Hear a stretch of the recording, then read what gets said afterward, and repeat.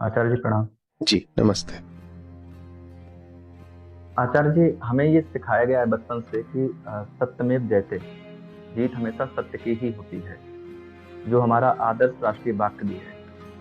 आज के दौर में युवाओं के संदर्भ में और आज के शोक के संदर्भ में ये बात कितनी हद तक प्रासंगिक है?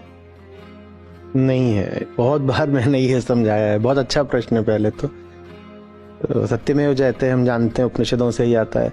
कहाँ से आता है, सब लोग लिखिए कम्युनिटी पे, किस उपनिषद से आता है।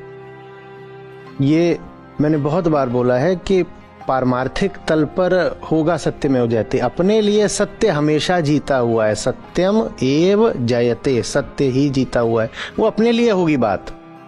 लेकिन जहां तक हमारी बात है, मैंने उपमा देते हुए कहा है कि सत्य हमारे लिए एक बहुत छोटे से बच्चे जैसा है, एक नन्हे पौधे जैसा है। हमारा सत्य, वो उसको हम जिताएंगे कि हरवाएंगे, वो हमारे ऊपर है।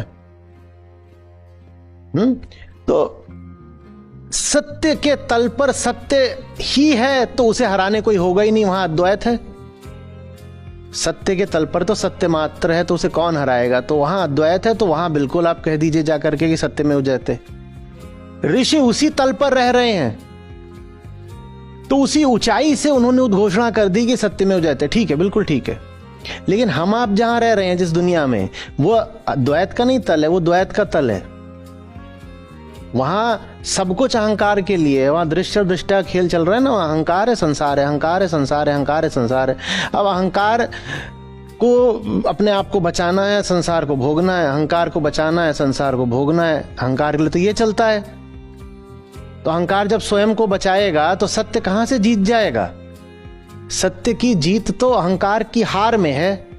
एक आखिरी बात कहनी थी आपसे, बहुत जल्दी अपनी बात खत्म करूंगा कि मैं काफी कुछ पढ़ता रहता था। तो कभी विवेकानंद के बारे में पढ़ता था, भगत सिंह के बारे में पढ़ता, और लोगों के बारे में पढ़ता था। तो ये लगता था कि हम इनके समय में नहीं हुए, और ये हमारा सौभाग्य है कि हम आप जैसे एक व्यक्ति के रूप में मिले हैं, जो आप हमें मिले हैं।